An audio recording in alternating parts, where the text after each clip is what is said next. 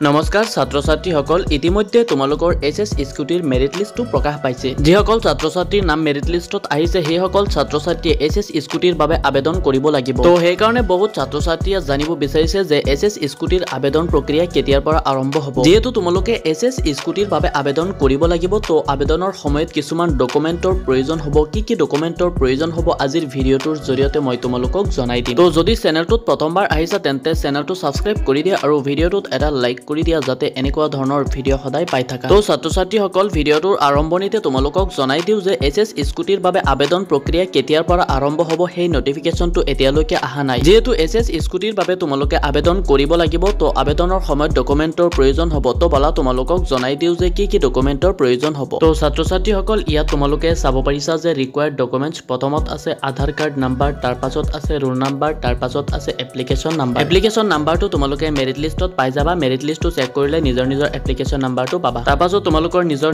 mobile নাম্বাৰটো লাগিব email ID and আদাৰ লগইন ক্ৰেডেনশিয়েলছ এই কেইটা বস্তু তোমালোকৰ আবেদনৰ সময়ত লাগিব তো যেহেতু তোমালোকে আবেদন কৰিব লাগিব আৰু আবেদন প্ৰক্ৰিয়া এতিয়ালৈকে আৰম্ভ হোৱা নাই তো চেনেলটো সাবস্ক্ৰাইব কৰি থোৱা যাতে আবেদন আৰম্ভ হোৱাৰ লগে লগে তোমালোকে এই চেনেলৰ জৰিয়তে ভিডিঅ' পাই যোৱা